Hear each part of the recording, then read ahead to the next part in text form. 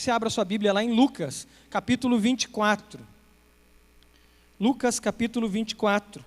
Esse texto de Lucas 24, que você está abrindo, ele conta a história, é uma continuidade do fato da ressurreição, e depois ele começa a narrar 2 discípulos que ficaram a sexta-feira.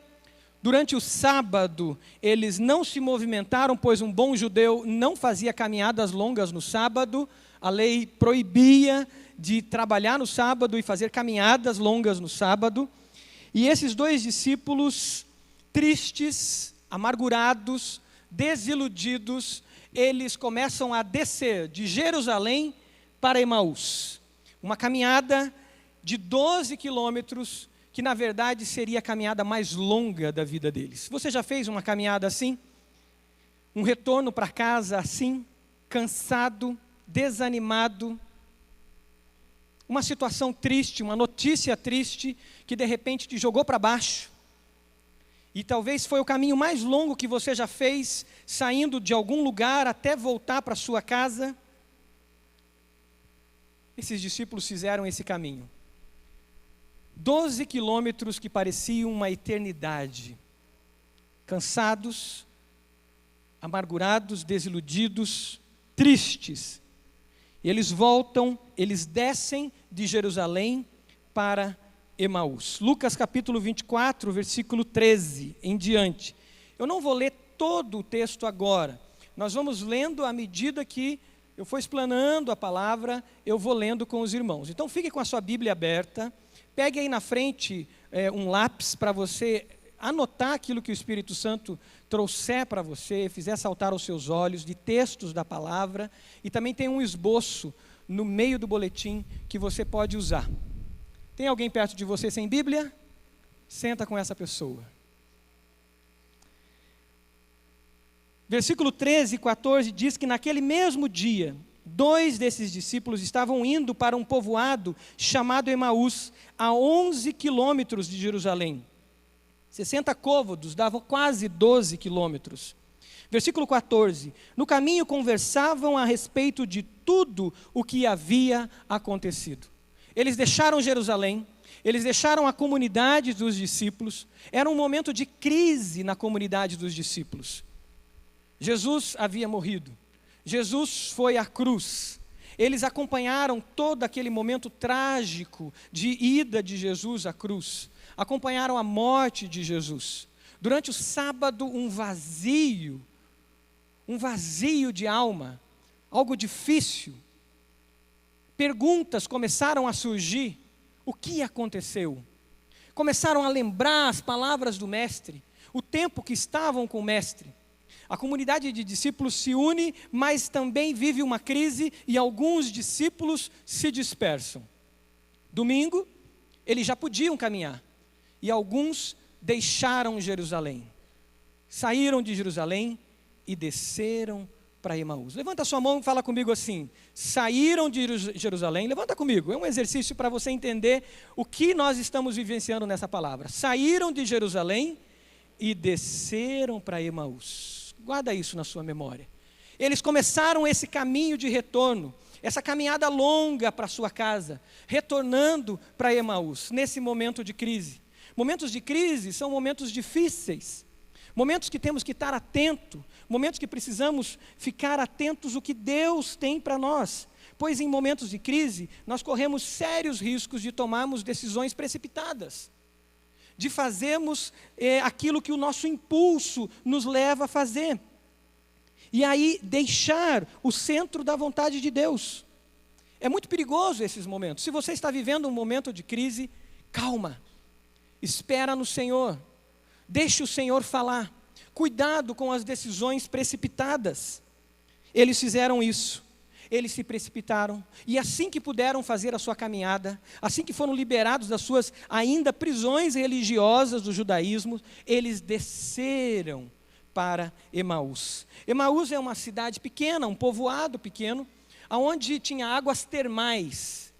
Era um lugar de descanso, um lugar de aconchego, um lugar de retiro, um lugar aonde você também podia fugir das demandas, dos desafios que a vida traz.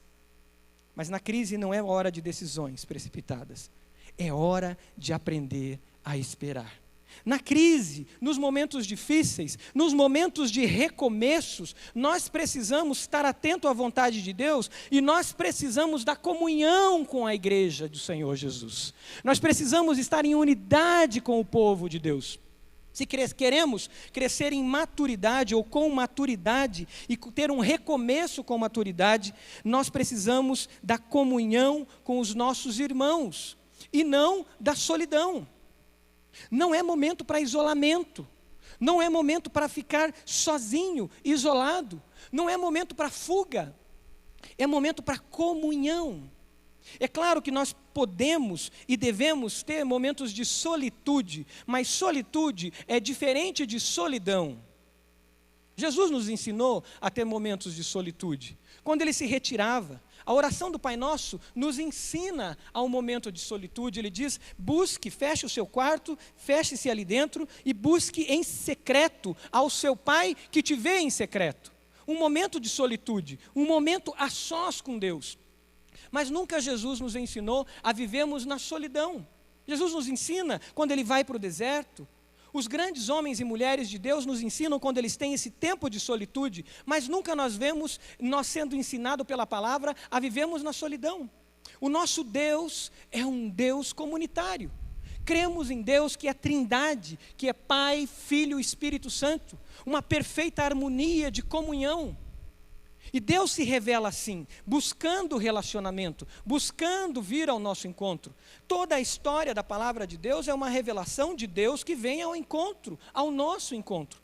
De Gênesis até a volta de Jesus, quando viveremos num novo céu e uma nova terra, em comunhão com Deus e com os nossos irmãos. Deus, quando cria o ser humano, Ele olha para o homem e Ele viu que o homem estava só. E a palavra diz que não é bom que o homem esteja só. Caminhos de solidão são caminhos que nos levam ainda mais à derrocada, nos levam ainda mais a descer ainda mais. Não podemos fugir, precisamos da comunhão da Jerusalém, precisamos da comunhão do povo de Deus, da comunidade dos discípulos de Jesus. Se queremos crescer e recomeçar com maturidade na nossa vida, num momento de crise, ou numa decisão que precisamos tomar, precisamos estar perto, próximo dos nossos irmãos. Mas mesmo quando nos afastamos, mesmo quando deixamos o caminho que é Jesus, mesmo quando nos desviamos desse caminho, e você pode estar nessa manhã numa situação dessa, de alguém que já esteve próximo de Jesus, alguém que já caminhou com a comunidade dos discípulos de Jesus, mas de repente você se desviou num momento de crise, num momento de dor, num momento de amargura, num momento de machucado, talvez machucado por pessoas, talvez ofendido por pessoas, talvez por circunstâncias e talvez pelas próprias ilusões da vida que nos atraem e nos leva e nos faz descer as Emaús nos seus prazeres e seus falsos aconchegos, e a gente se prende a eles e se desvia do caminho. Talvez você está numa situação como essa, mas Jesus sempre se aproxima daqueles que estão longe dele. Jesus nunca os abandona. Olha o versículo 15 e 16, e você pode ir sublinhando na sua Bíblia. O versículo 15 e 16 do capítulo 24 diz: enquanto conversavam e discutiam, o próprio Jesus se aproximou deles e começou a caminhar com eles. Mas os olhos deles foram impedidos de reconhecê-lo. Jesus, ressurreto, Jesus que já havia ressuscitado, agora Jesus vai ao encontro. Jesus nos ensina o primeiro verbo da visão discipular, da vida discipular, que a gente fala tanto aqui em nossa igreja: alcançar. Jesus vai alcançar esses discípulos. E ele se aproxima deles. Jesus não os abandona. Assim como Jesus não abandonou você. Assim como nos momentos que eu me afastei do Senhor, Jesus nunca me abandonou. E Ele sempre estava me dando uma oportunidade. Seja através de uma pessoa que vinha e trazia uma palavra, seja através de um culto que às vezes eu estava presente e Jesus dizia: eu estou aqui e é a hora de se arrepender e voltar aos meus caminhos. É tempo de oportunidade, é tempo de recomeço. E você está nessa manhã aqui porque Jesus te dá mais uma oportunidade para recomeçar. E Ele se aproxima de você. E Ele se aproximou desses discípulos para alcançá-los. E ali Ele começa uma caminhada próximo deles, tentando entender o que estava acontecendo. Devagarzinho se aproximando, dando a oportunidade e o direito de ser ouvido, antes de se intrometer naquela conversa. Jesus vai chegando próximo deles, aproximou-se deles. Um recomeço com maturidade acontece em permitir essa aproximação de Jesus, acontece quando nós nos aproximamos também daqueles que estão longe de Jesus. Um recomeço com maturidade implica em proximidade. Jesus nos ensina aqui algo muito importante numa caminhada discipular, que é antes dele se intrometer e ele dar de dedo naqueles discípulos que abandonaram os outros em Jerusalém, correndo riscos em Jerusalém, Jesus aproximou-se deles. Uma lição para nós, como discípulos de Jesus: Ele se aproxima, Ele começa a caminhar junto com eles, e depois disso Ele pergunta. Como nós precisamos aprender isso? Porque a gente muitas vezes é cheio de respostas. A gente começa a aprender alguma coisa e a gente já acha que a gente pode sair por aí dando de dedo em todo mundo. E a gente já acha que temos todas as respostas. Mas antes precisamos dar o direito de ser ouvido. E Jesus faz isso quando Ele se aproxima. Como a gente precisa crescer nessa dimensão de aproximar e caminhar perto. Muitas vezes lá no nosso pequeno grupo, uma pessoa está pronta a abrir o coração. E ela começa a abrir o coração e a gente já começa a dizer o que você tem que fazer. Não, você tem que fazer isso, tem que fazer aquilo outro. E a outra pessoa do grupo já começa a dizer: você faça isso, você faça aquilo outro. E o outro já começa a contar uma experiência e a pessoa nem teve tempo de expressar o que estava no coração dela. Esse é um exercício da caminhada discipular que precisamos buscar a cada dia. Como sintonizar, como ajustar o ritmo da nossa caminhada a essa pessoa que está caminhando. Porque se ele corre, eu preciso correr um pouco mais. Se ele anda devagar, eu preciso andar um pouco mais devagar com ele. Eu preciso estar perto. E Jesus nos ensina que um recomeço com maturidade acontece primeiro com essa aproximação. Jesus se importa. Jesus chega perto. Jesus ajusta os seus passos. Isso exige uma concentração. Exige uma disciplina. Não é algo feito de maneira afoita. Jesus mostra que é possível amar antes de começar a falar.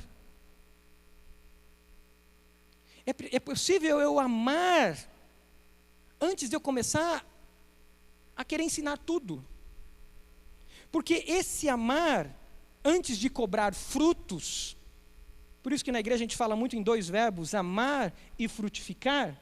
Primeiro eu preciso amar. Esse amar, antes de eu cobrar frutos, faz com que eu entenda a realidade do outro. Faz com que eu me ponha na situação do outro.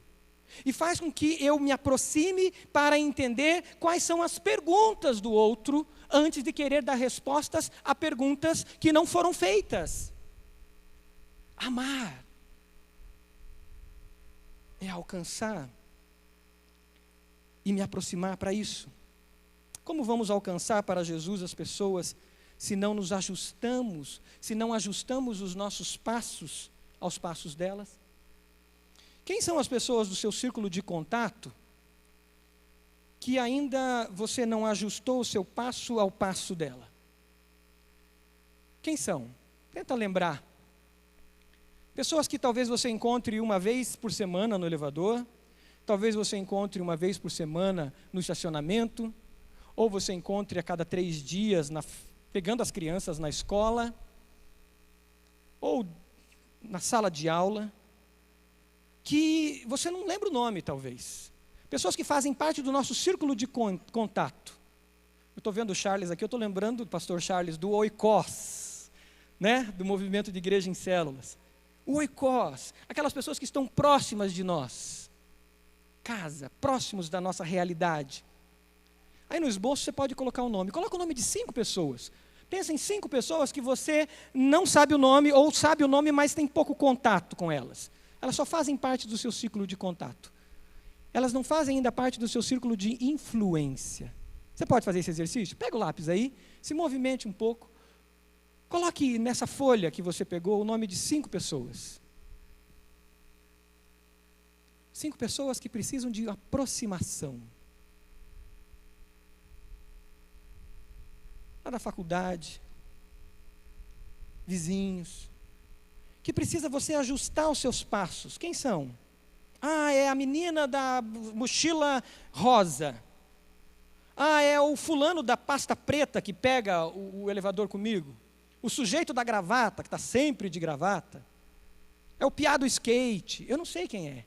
Mas coloque essa indicação de quem seria. Para você poder chegar perto e perguntar o nome, e começar a caminhar mais perto, conhecer o estilo de vida, e começar a se aproximar para ser bênção. Sabe por que é necessário isso? Jesus vai nos ensinar no versículo 17. Versículo 17 diz: e lhes perguntou. Depois de ter caminhado próximo, depois de ter se aproximado, o versículo 17 diz: e lhes perguntou, sobre o que vocês estão discutindo enquanto caminham?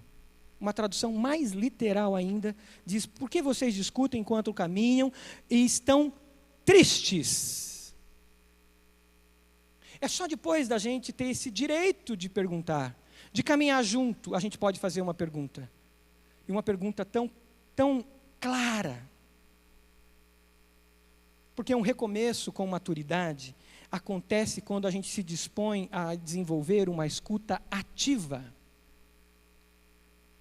Não simplesmente escutar passivamente. Jesus estava ali, Jesus já estava caminhando com eles, mas ainda era uma escuta passiva.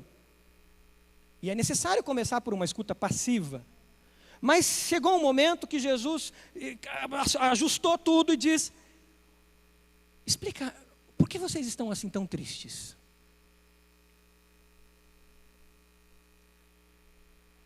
E essa é uma pergunta que Jesus faz para nós. O que incomoda o seu coração? O que angustia o seu coração?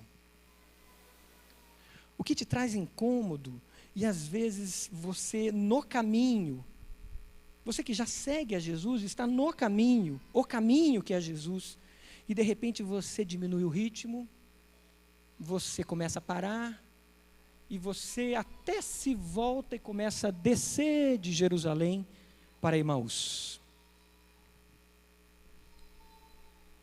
O que incomoda o seu coração? Enquanto nós não trabalhamos as nossas frustrações, as nossas desilusões, a tendência nossa é descer, descer e descer cada vez mais. Aqueles discípulos só estavam olhando para baixo. Jesus chega perto e Jesus faz uma pergunta que provoca eles a olharem para cima, a encararem a realidade, em vez de continuarem murmurando, discutindo, confabulando, e provoca eles a voltarem à realidade. Uma pergunta muito objetiva, muito clara. Muitas vezes nós fugimos dessas perguntas. Muitas vezes nós temos medo de fazer essas perguntas lá no nosso pequeno grupo. Porque nós sabemos talvez a resposta que virá, e nós sabemos das implicações da resposta, pois nós vamos ter que sair do nível da superficialidade de um relacionamento, que eu chamo de um relacionamento puramente de contato, para um relacionamento discipular. É nessas circunstâncias que acontece aquilo que a gente sofre quando ouve, de alguém que caminha com você durante meses, num pequeno grupo. está do seu lado, talvez no trabalho, durante meses, anos. E de repente aquela pessoa chega para você e diz assim: estou me separando. Você fala: como? Você está se separando? Você nunca me falou nada. E talvez o que fica no ar é: mas você nunca perguntou. Você nunca perguntou como que eu estava no meu relacionamento. Você viu, nós percebemos, mas nunca fizemos a pergunta certa, para que aquele relacionamento entrasse no nível que eu chamo de nível discipular. E aqui Jesus começa um nível discipular com eles. E dura coisa é a gente ouvir isso de um amigo nosso. Alguém que já está no fundo do poço. E aí que a gente descobre que ele precisava de ajuda. Como é ruim, como é difícil isso. Mas nós precisamos estar atento e fazer as perguntas. E buscar estar mais próximo.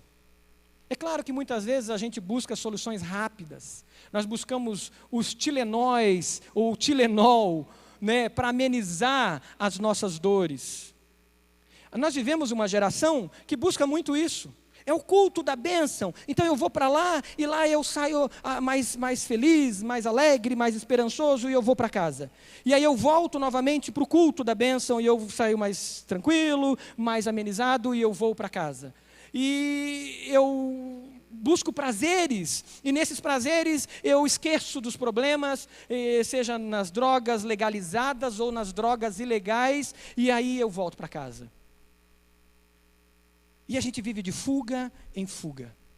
Seja a fuga religiosa, seja a fuga hedonista, nos prazeres que esse mundo oferece para a gente, seja a fuga nos vícios, a gente vive nelas. Mas Jesus não quer que a gente viva nelas. Jesus quer que a gente busque a causa, e a gente busque se aprofundar nisso para tratar as nossas almas.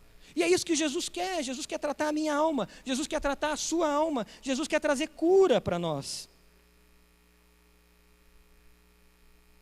Abra o seu coração para Jesus, faça isso agora. Diga para Ele, o que é que incomoda você? Diga para Jesus, o que incomoda você? Se você quiser fechar seu olho, feche e diga: Jesus, o que está me incomodando é lá na minha família, isso. Jesus, o que está me incomodando é no meu trabalho, isso. E deixe Jesus, e deixe o Espírito Santo de Deus ir mais a fundo. E diga: Senhor, eu não quero simplesmente uma paz temporária, eu quero uma paz profunda do Senhor. Shalom. Shalom. Essa paz que é plena. Eu quero conhecer os seus propósitos para a minha vida. Jesus, cura minha alma.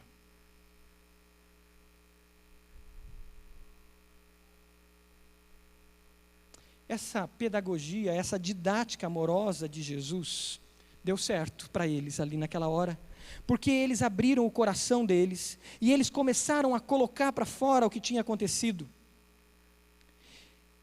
E ali eles mostram que eles viviam aquela dor porque eles viviam uma expectativa errada. Eles estavam desiludidos porque eles foram iludidos. Mas iludidos por quem? Por Jesus? Não, foram iludidos por eles próprios. E como nós nos iludimos pelas nossas próprias paixões, a Bíblia diz que pelas nossas próprias concupiscências damos luz ao pecado. Por isso é tão importante caminhar junto, por isso é importante ouvir o outro, por isso é tão importante deixar que as pessoas façam as perguntas certas, por isso é tão importante estar na palavra de Deus, estar em solitude com Jesus, em intimidade com o Senhor, para que Ele traga revelação de quais são as nossas próprias concupiscências que tomam a nossa alma e faz nos iludir e vivermos de ilusões. E quem vive de ilusões sempre cairá em desilusões. A expectativa deles era de um Messias político, um guerreiro, que ia tomar aquele ambiente, que ia tirar o povo da opressão de Roma, que ia estabelecer um novo reinado, um novo império, e ia oprimir aqueles que oprimiam antes, ia vingar o povo.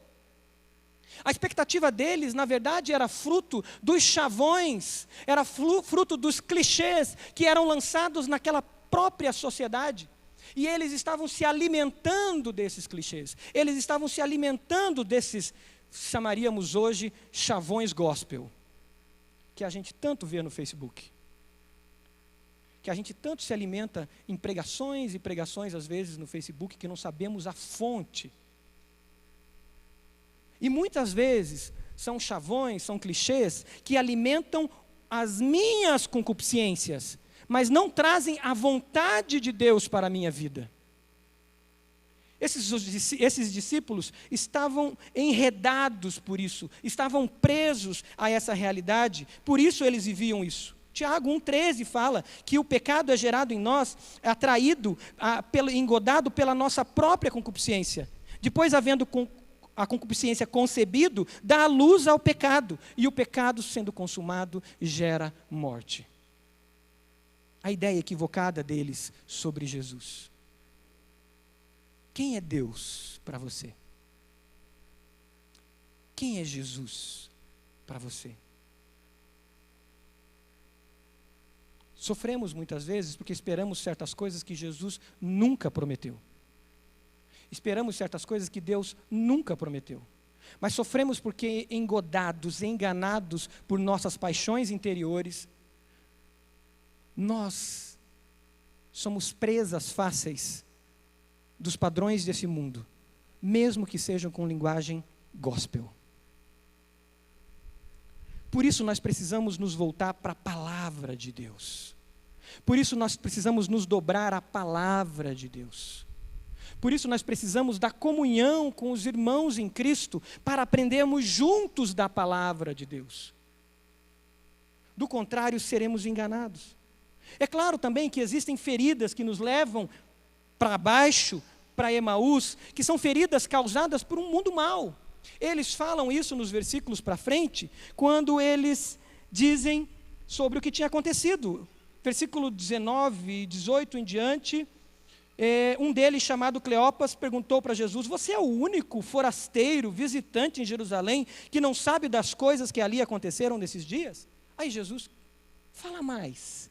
Olha a escutativa de Jesus. Conta mais. O que de fato aconteceu? Aí o versículo 19 continua. O que aconteceu com Jesus de Nazaré? Responderam eles. Ele era um profeta, poderoso em palavras, em obras diante de Deus e de todo o povo. Opa, temos uma verdade. Jesus de fato era um profeta, mas muito mais que um profeta. Versículo 20. Os chefes dos sacerdotes e nossas autoridades o entregaram para ser condenado à morte e o crucificaram. A dor da maldade humana, nós sempre sofreremos elas. Jesus disse que nesse mundo teríamos aflições. E Jesus disse: eu venci o mundo e vocês vencerão também. Agora a questão é como nós lidamos com a maldade sobre nós. A maldade do chefe que nos faz pressão moral, a maldade do empregado que manipula a empresa e os demais funcionários e também fazem pressão sobre os seus chefes, a maldade dos políticos, da corrupção, a maldade das pessoas que fofocam, que manipulam, que jogam um contra o outro, a maldade daqueles que ofendem, que abandonam suas famílias por uma paixão qualquer que aparece. A maldade está presente nesse mundo. Mas Jesus venceu e nós podemos vencer, amém? Só precisamos estar com Ele. Não dá para fugir para Emaús, não dá para ir para as termas de Emaús, não dá para ir para o aconchego e a fuga. Eu preciso estar em Jerusalém, eu preciso subir a Jerusalém, eu preciso estar lá, porque é lá em Jerusalém que vai acontecer o quê? Que é fundamental para a igreja de Jesus. Você que é aluno do CFI, você que é aluno da escola bíblica, o que aconteceria em Jerusalém? Que seria um marco fundamental para a igreja, para que a igreja avançasse. O quê? O Espírito Santo. Você pode repetir comigo? O Espírito Santo. O Espírito Santo ia descer. Jesus pediria a partir dali para que eles ficassem em Jerusalém. Permaneçam em Jerusalém, pois recebereis do céu poder para serem minhas testemunhas, tanto em Jerusalém, Judéia, Samaria e até os confins da terra. Jesus já havia avisado eles antes de sua morte, que ele não os deixaria órfãos. Jesus tem falado isso para você. Jesus está com você. E Jesus diz antes da morte dele: não vos deixarei órfão, mas eu enviarei a vocês o Espírito Santo. E ele vos guiará o quê? A toda a verdade. E mais, o Espírito Santo, Jesus disse a eles antes de Jesus ir à cruz: o Espírito Santo vos fará lembrar todas as coisas que vos tenho dito. Aleluia! Você tem o Espírito Santo na sua vida? Você entregou a sua vida a Jesus? Se você se rendeu a Jesus, você tem o Espírito Santo? Diga amém bem forte. Amém. Nós não podemos descer para Emaús, nós precisamos estar nos lugares altos, porque é nos lugares altos e com a comunidade de fé, com a igreja do Senhor Jesus, que seremos cada dia mais cheios do Espírito Santo, para a glória de Deus se manifestar, para a glória de Deus se expandir. Quando olhamos só para baixo, o que acontece é que a gente fica cego. O caminho de Emaús nos cega. Os caminhos dos prazeres desse mundo, da dedicação do nosso tempo, da fuga do nosso ministério, da fuga do nosso chamado de fazer discípulo, da fuga do que Deus nos colocou como propósito para os prazeres desse mundo, nos cegam. E vivemos uma vida amargurada, suplantada e cada vez mais engodada e enganada por prazeres. Olha o que acontece, versículos em diante do capítulo 24. Nós esperávamos que ele era que ia trazer a redenção de Israel. Tinha uma expectativa errada, e hoje é o terceiro dia desde que tudo isso aconteceu. Olha o 22. Algumas das mulheres entre nós nos deram um susto hoje. Numa tradução mais literal ainda diz assim: de fato, algumas das mulheres nos deram um susto hoje. Foram de manhã bem cedo ao sepulcro e não acharam o corpo dele. Voltaram e nos contaram ter tido uma visão de anjos que disseram que ele está vivo. Existia um fato, mas eles estavam cegos pelas ideologias do seu tempo, pelos clichês religiosos de seu tempo. Estavam cegos pelas dores, pela murmuração, pois o coração deles ficou plantado na sexta-feira e não acompanhou o caminho da ressurreição. E assim que eles puderam, eles voltaram para casa. Eu quase achei que esses discípulos faziam parte do que chama-se hoje em dia de geração mimimi. Já viu falar da geração mimimi? É aquele sujeito que o chefe aperta um pouco mais, o cara pede a conta. É aquele sujeito que tem uma expectativa errada sobre si mesmo. Conhece essa geração? Ele acha que ele é o melhor. Ele acredita que ele nasceu para ser top, ser cabeça. Ele acredita que ele conhece tudo, que o chefe dele é um senhor assim que já está muito quadrado. E aí apertou, ele pede a conta. E ele diz que vai abrir o negócio e vai ficar milionário. O pai falou alguma coisa, ele ameaça se matar. E uma geração mimimi, onde a gente tem medo de tocar nela. Porque qualquer coisa espana. E as pessoas dizem: cuidado, não, ele vai espanar. Ela pode espanar. Não sei se eles eram da geração mimimi, mas eles foram muito precipitados na decisão deles. Eles deixaram de ficar com a comunidade de fé para ouvir o que o Espírito Santo tinha para eles. Mas depois de tudo isso, depois de ouvir, e agora, e somente agora, após ter conquistado o direito de ser ouvido, Jesus ter ajustado o passo com eles, ter escutado a realidade deles, é que Jesus tira as Escrituras. E Jesus começa a falar com eles. E o que Jesus disse? Nécios, tardios em escutar, tardios em entender. Como vocês demoram a crer, isso é o versículo 25 que eu estou lendo, como demoram a crer em tudo que os profetas disseram? Não deveria o Cristo sofrer estas coisas para entrar na sua glória? E começando por Moisés e todos os profetas, Jesus explicou-lhes o que constava a respeito dele nas Escrituras. Um recomeço com maturidade. Se queremos levar alguém a um recomeço com maturidade, se queremos ter um recomeço com maturidade, fugir do caminho da desilusão e ir para o caminho da verdade e da vida, que é Jesus, nós precisamos das Escrituras. A palavra de Deus. Agora essa palavra, que Jesus mostrou pela vida primeiro, que Jesus mostrou pela sua gentileza, pela sua preocupação, pela sua compaixão, agora essa palavra, que ficou encarnada, se torna palavra proferida, palavra profética. A fé vem pelo e o ouvir da... Então repita comigo bem alto.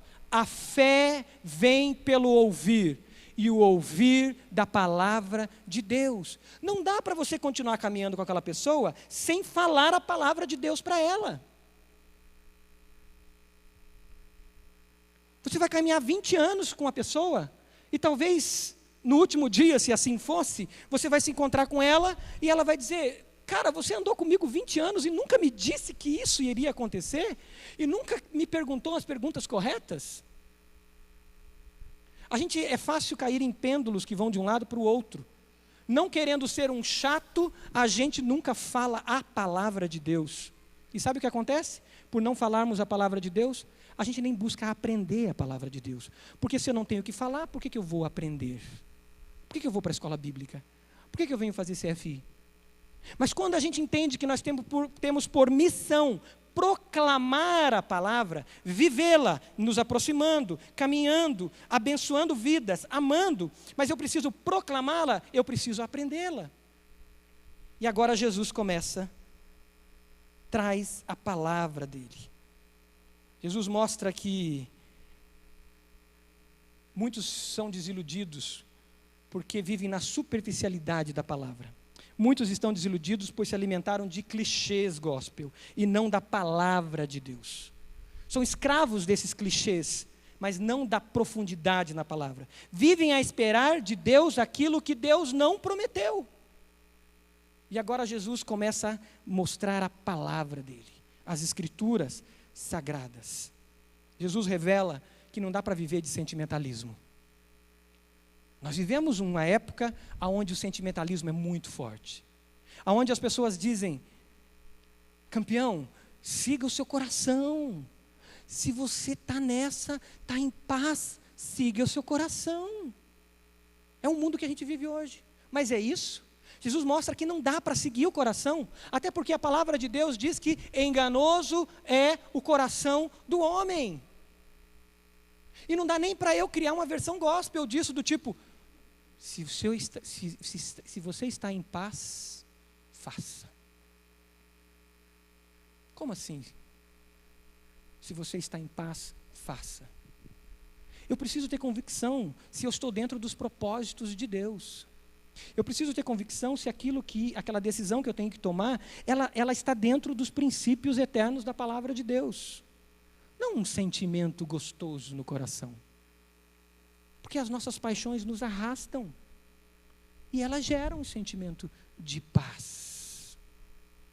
A verdadeira paz só é completa quando eu realmente estou alinhado à vontade de Deus. E a vontade de Deus é revelada plenamente pela sua palavra, na Bíblia Sagrada. Hoje em dia a gente ouve as pessoas dizendo: sente vontade de fazer isso? Faz. Essa vontade está se repetindo? Então faça. Se esse desejo se repete, faça. Então nós estamos nos tornando aquilo que nós sentimos. Tem uma compulsão, um desejo que se repete? Faça. E se esse desejo se repete, você é o que o seu desejo diz que você é. Não, eu não sou o que o meu desejo diz que eu sou, porque se eu sou o que o meu desejo diz que eu sou, eu não passo talvez pior do que um animal, porque o animal não tem racionalidade. E Deus me deu racionalidade. Eu fui criado à imagem e semelhança de Deus, e se tenho racionalidade, eu posso questionar os meus desejos. Não dá para viver de sentimentalismo. Eu preciso da verdade eterna da palavra de Deus. Você tem se alimentado da palavra? Semana que vem já começam os preparativos para a gente começar o CFI, nosso Centro de Formação Integral na Palavra. Você já se inscreveu? Você já arregaçou as mangas e disse: Senhor, eu estou lutando contra desejos, eu estou lutando porque eu ainda não tenho sabedoria, estou pecando muitas vezes por ignorância, estou indo para Emaús muitas vezes por ignorância, mas eu arregaço as minhas mangas, eu quero estar em comunhão com os discípulos em Jerusalém, não lá embaixo em Emaús, mas aqui em Jerusalém. Então, Senhor, eu me dedico à Tua palavra, eu quero buscar mais da Tua palavra, arregaçando as mangas, buscando conhecer a palavra de Deus. Talvez vindo para o Celebrando a Restauração, aqui na segunda-feira, onde a gente vê tantas pessoas que estão lutando contra paixões, contra a ira, talvez alguma outra situação que aprisiona, e estão aqui às segundas-feiras, na comunhão, buscando a Jerusalém, e não em casa, talvez numa pequena Emaús, na frente da sua televisão, ou uma nova série que surgiu no Netflix, mas buscando vida na comunhão e na palavra de Deus. E isso tudo, essa presença de Jesus, essa aproximação, esse zelo, esse cuidado e essa palavra proclamada faz com que aqueles homens, aqueles discípulos olhem e digam para Jesus o seguinte: fica conosco. Como é bom a gente estar perto de alguém que de fato começa a se tornar amigo nosso. A gente quer essa pessoa na nossa casa. Fica conosco, Jesus diz os discípulos dizem para eles. Existe uma teoria que ali cita o nome de um discípulo, não tem o nome do outro discípulo. Fala só de Cleopas, não fala o nome do outro discípulo. Existe uma teoria de que o outro discípulo, na verdade, seria uma mulher. E chamaria-se Maria, usando um texto lá de João, capítulo 19, se eu não me engano, onde fala de Maria, esposa de Cleopas. Independente, o texto, a Bíblia não deixa claro isso.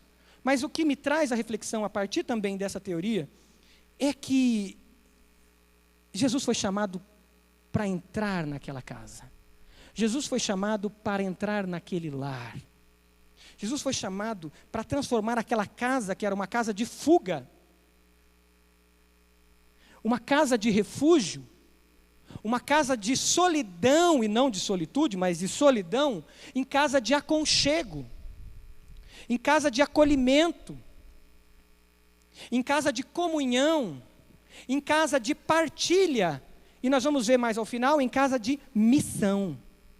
O nosso lar, ele é um lugar de fuga, de isolamento, de egoísmo, pois eu olho só para mim mesmo, de fechamento, de hedonismo, porque eu quero saber dos meus prazeres e dos prazeres da minha família, ou é um lugar de acolhimento, de comunhão, de partilha, e aonde a missão se revela. Foi na comunhão à mesa que uma grande revelação acontece. Olha o versículo 28.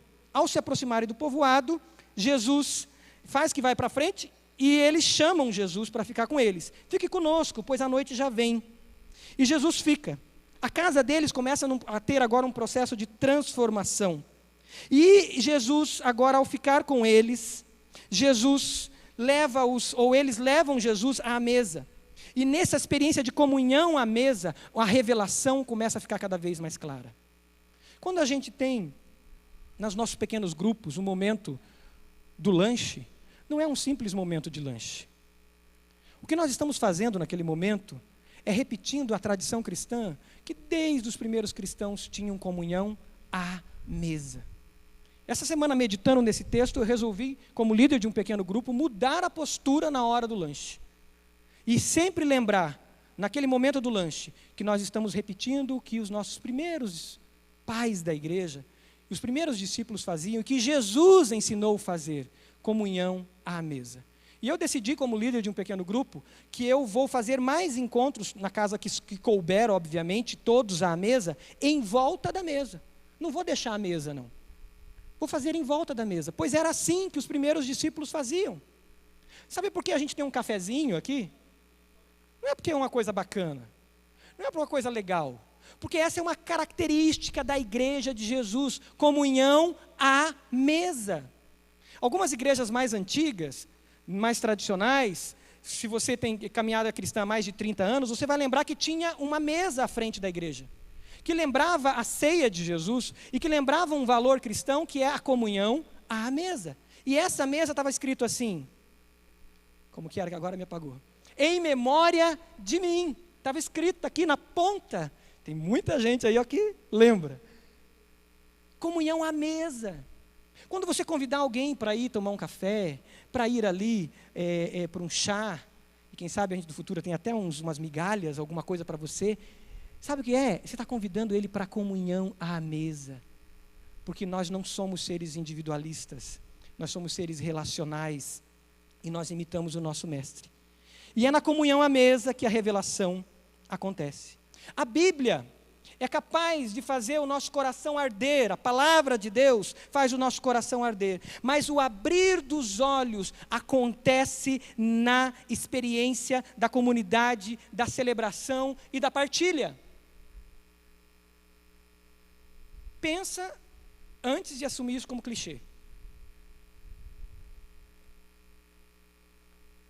A igreja de Jesus foi fundada para que gerasse em nós crescimento e revelação. Por isso não cabe a ideia dos desigrejados. Por isso não cabe a ideia de ser um discípulo de Jesus fora da igreja. Como diz em Hebreus capítulo 10, não façam como alguns que abandonam as suas igrejas. Antes, admoestai-vos uns aos outros, exortai-vos uns aos outros, e não deixem a comunhão. Hebreus 10, do 25 em diante, você vai ler muito sobre isso. A igreja de Jesus é o espaço de revelação, porque através da comunhão, do discipulado mútuo, do busca pela palavra, os nossos olhos vão se abrindo. É por isso que alguém às vezes faz uma brincadeira dizendo que Jesus salva, mas não educa. Eu quero dizer uma coisa muito séria. Jesus salva e a igreja tem a missão de educar no poder do Espírito Santo. E se nós não fizermos a nossa missão de educar, de ensinar, de discipular, nós somos omissos. Por isso, na hora que alguém é mal educado no estacionamento com o guarda, ou mal educado com o recepcionista, nós temos a missão de chamar esse irmão e dizer: irmão, o irmão está bem? O irmão precisa de oração? Por que você está me perguntando isso? Porque eu vi o irmão sendo mal educado com o guarda no estacionamento da igreja. Eu quero ajudá-lo. Eu não vou lá para dar de dedo nele, mas eu vou lá para ajudá-lo, porque de repente esse irmão está com uma ferida na alma, que ele acha que pode expor e pode externá-la à recepcionista da igreja. A missão de crescimento discipular é nossa, irmãos, na comunhão dos santos, na comunhão da igreja. Nós não podemos ser omissos com isso. Jesus salva e o próprio Jesus, através da sua igreja, educa, discipula e ensina no poder do Espírito Santo, pela palavra dele. Não podemos ser omissos com isso. Essa experiência faz com que eles agora entendam que eles precisam da comunidade. Esse é o último ponto dessa nossa reflexão, dessa palavra de Deus para mim e para você. Nos leva à unidade da comunidade. A experiência de estar perto de Jesus, da sua palavra, não nos leva para nos afastarmos da comunidade de fé, mas nos leva para a unidade com a comunidade de discípulos. Nos leva naquele espaço, naquele lugar onde a igreja se formaria, onde o Espírito Santo desceria e eles receberiam poder para serem essas testemunhas até os confins da terra. Levados a missão. Esse é o nosso chamado. Os últimos versículos diz isso. Então os olhos deles foram abertos, versículo 31. Reconheceram Jesus na experiência à mesa. Perguntaram ao outro: nosso coração não estava ardendo? Levantaram-se e voltaram imediatamente para Jerusalém. Perderam o medo. Porque eles voltaram no início da noite. Viajar à noite é muito perigoso. Naquela época era muito perigoso. A pé, caminhando. E eles perderam o medo e voltaram para Jerusalém. Pois agora o coração deles estava cheio da verdade. E o poder da ressurreição foi manifestado na frente deles. E eles seguiram a missão. Deixaram de ter uma fé em Jesus para ter a própria fé de Jesus. Aquela fé em Jesus que espera o milagre, que espera a resposta, que espera o sucesso financeiro, que espera que dê certo essa ou aquele desafio que eu tenho estratégico na empresa, e se torna uma fé de Jesus. Essa fé de Jesus, que acontece no poder da ressurreição, é a mesma que o apóstolo Paulo diz em Filipenses capítulo 3, versículo 10. Quero conhecer a Cristo e o poder da sua ressurreição. Mas não fica aqui, para não ficar só um chavão gospel. Olha a continuidade do versículo. E participar em seus sofrimentos. Eu quero conhecer o poder da ressurreição. E quero participar com Cristo de seus sofrimentos. Sabe o que é isso? Discipulado. Isso é a morte do ego. Você pode fechar os seus olhos?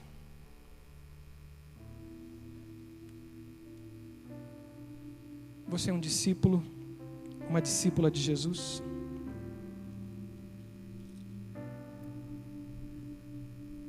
Essa é uma manhã de você acertar o seu relógio ao relógio de Deus. E você buscar viver a vida no poder da ressurreição de Jesus. Não ficar na sexta-feira, na notícia ruim, na murmuração, na desilusão, voltando para Emaús, na fuga do conforto, na fuga dos pequenos prazeres, nas fugas da vida, mas você se posicionar como discípulo multiplicador, como discípulo que está pronto a produzir frutos, e se posicionar como discípulo que produz frutos, dizendo: Jesus, eu quero viver o poder, quero conhecer o poder da sua ressurreição, e viver o caminho do discípulo, que muitas vezes implica em sofrimento, assim como o Senhor sofreu.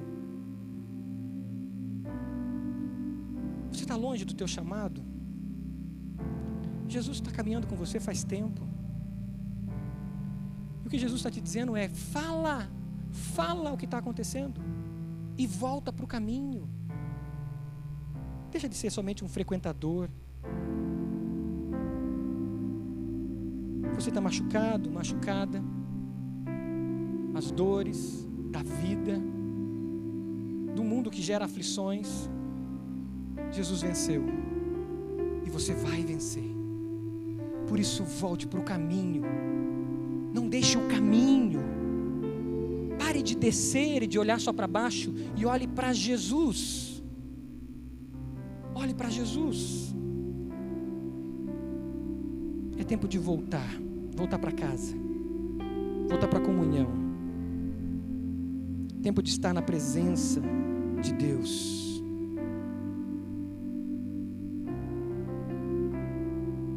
É tempo de sair dessa fé do mimimi e assumir uma fé de verdade, a fé de Jesus.